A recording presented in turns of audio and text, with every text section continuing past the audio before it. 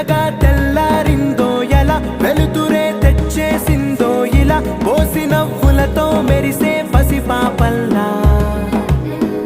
చేదతో బావులలో గలగల, చెరువులో బాతుల ఈతల కళ, చేదుగా ఉన్న వేపను నమిలే వేళ.